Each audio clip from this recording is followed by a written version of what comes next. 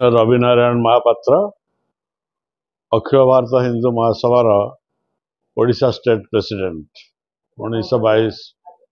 2022 मसीह मत नियुक्ति से दिन आज पर्यंत हिंदू महासभार सभापति भाव कार्य करें। चलित निर्वाचन रे हिंदू महासभा तरफ प्रार्थी दवाई आमर सर्वभारतीय सभापति आमको निर्देश दे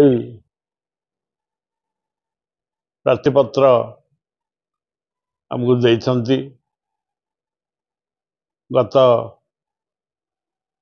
2 तारीख दिन आमको प्रार्थीपत्र देले विधानसभा एवं लोकसभा प्रार्थी देवाई आम से दिन चेष्टा आरंभ करी आमर दलर संपादक संतोष मिश्र को आमर भुवनेश्वर लोकसभा को प्रार्थी करने मनोनीत करिचु।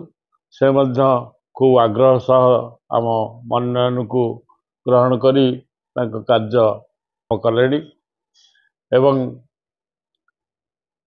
खोर्धा बेगुनिया ठू आरंभ करी एपटे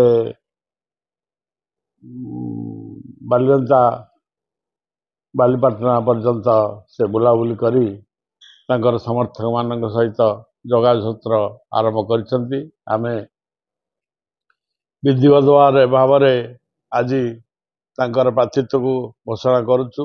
से आगे तांकर सहित आमर मूल लक्ष्य रही सभापति ऑल इंडिया सभापति निर्देश रही जे आमे जपरी सारा ओडिशा रे प्रति एमएलए एवं लोकसभा प्रार्थी बाछबू एवं प्रार्थी दबू एथिपाई आमे जोगाजोग आरंभ करिचु। सेथिपाई आमे बालेश्वर भद्रक मयूरभंज गंजाम एवं मालकानगिरी समर्थन आमको मिली।